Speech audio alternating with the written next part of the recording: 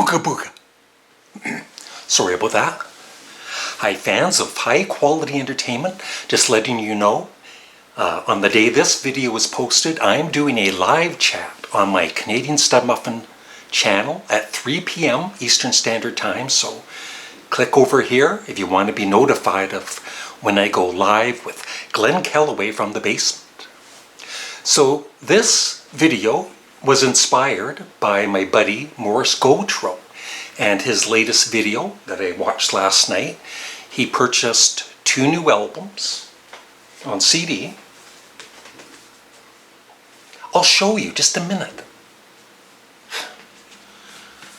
He got Ramones, their first album, and he also got Wire, Pink Flag. He listened to me. I love it when viewers, check out bands that I mention, and, it's not all the time, but sometimes they end up being fans. He listened to this on YouTube first, and then he was so impressed with it that he did buy it. And Ramones, of course.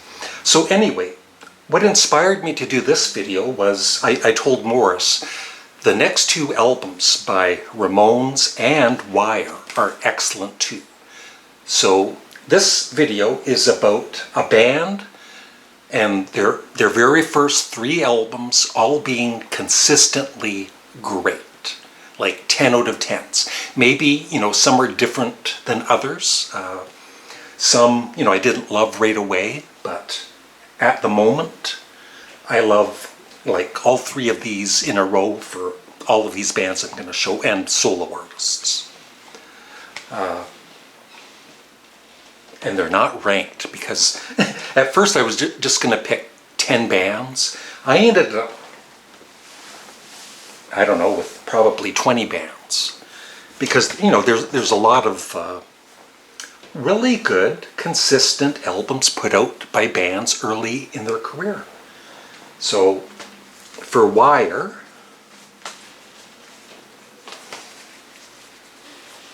yeah, and I'll just let you know if when I bought all 3, if I love them all the same. So with Wire, I loved Pink Flag right away.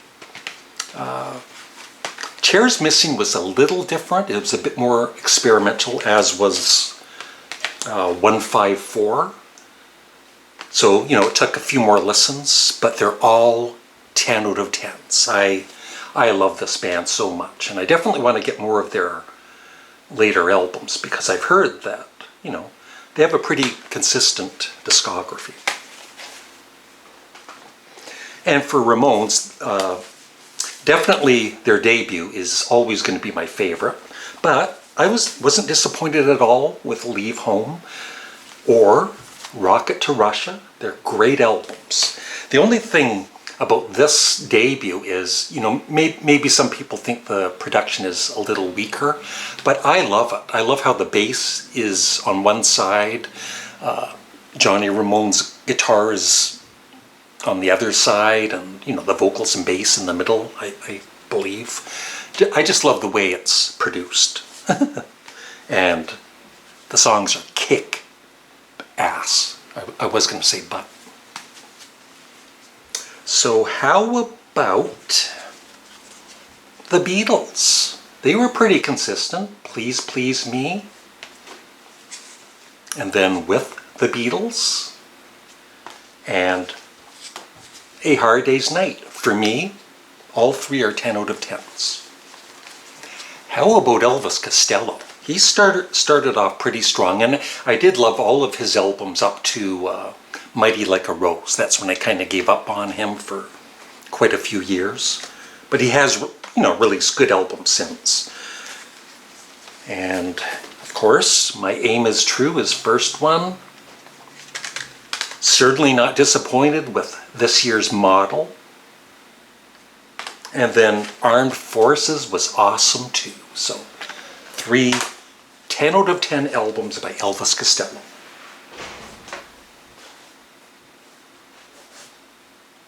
Where am I? Oh, okay. How about this band? And I just recently watched a really good documentary on them. It was on CBC, which is the Canadian Broadcasting Network, CBC GEM, it's called GEM, but you might be able to stream it elsewhere. And I'm talking about Steppenwolf, their debut album,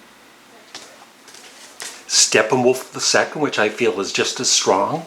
And some people might think this third album, At Your Birthday Party, is a little, not as strong as the first two, but this I've always loved. So,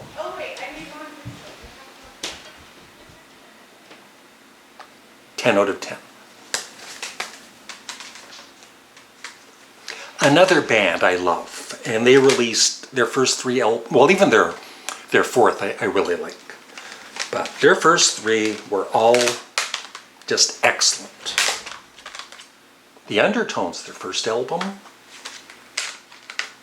and then Hypnotized and Positive Touch, which is once again a bit more experimental than the first two, but I loved it right away. So 3 in a row for Undertones. Now some albums I didn't love right away. Of course, Sparks, Kimono My House, I didn't love on first listen. I did kind of like their debut on the first listen. It was way different than Kimono My House or Propaganda, but I did like it. But their second album, A Woofer in Tweeter's Clothing, I thought it was weird and I did not like it. It took a few listens to appreciate. But now, these three are excellent, 10 out of 10. And even after the three, like Propaganda, Indiscreet, Big Beat, Introducing Sparks, I love. All the way up to Number 1 in Heaven. I think they're all 10 out of 10s.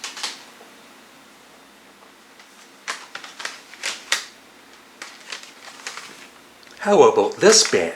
Now their debut album was probably the last one of, the first few that I ever checked out. And that was only in the last maybe 10 years or so. But I love it.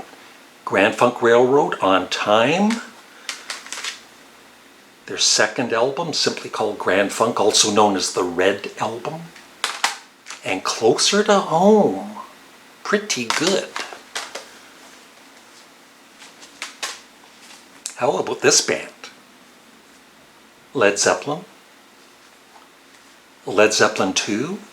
And then the very, pretty different Led Zeppelin 3, with, which was more acoustic, but I loved it right away.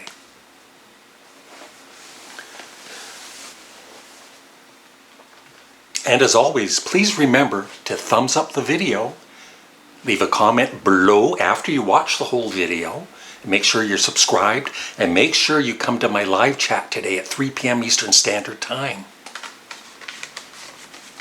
How about this band? I think their first two albums are very underrated. For me, they're 10 out of 10s. Yes. Time and a Word. And the Yes album.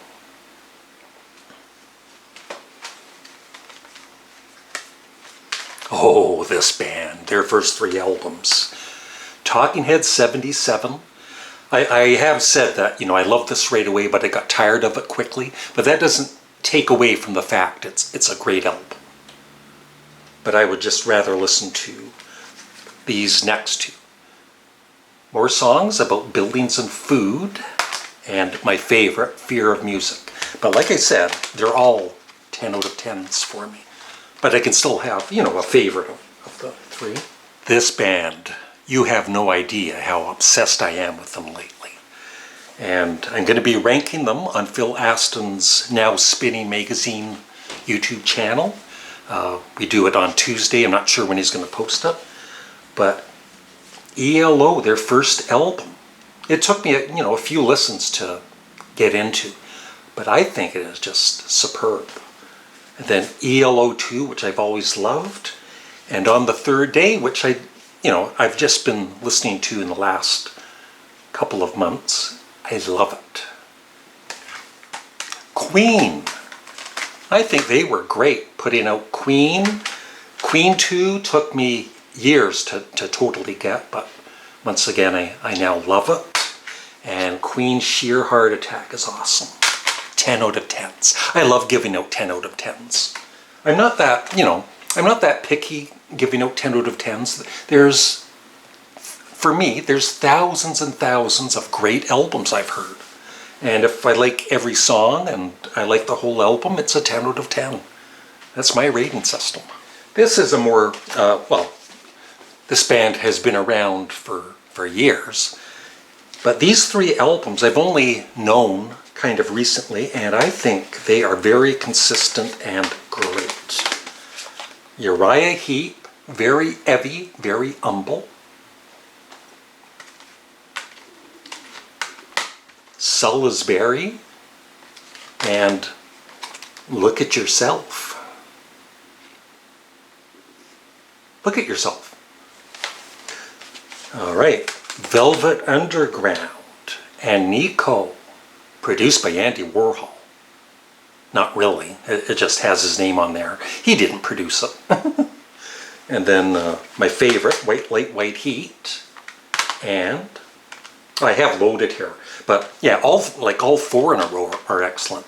But their third is self-titled, 10 out of 10. And lastly, Ween. Now this is the live album, but their first album, God Weens Satan. The Pod, which I've said many times, I hated it the first time I listened to it. And I also hated Pure Guava the first time I listened to it. But now all three, that's right, they're 10 out of 10s. I love them. And that is it. Let me know what you think of, some of the bands I showed. You might not agree with all of them, but, and also let me know what other bands or solo artists put out. I'm thinking right now Paul Simon, Paul McCartney. I loved, McCartney, Ram, and then Wildlife. I know not everybody would agree. And yeah, many more. So that was fun. Thank you, Morris Gotro. Please subscribe to Morris's channel. It'll be here or here somewhere. Bye.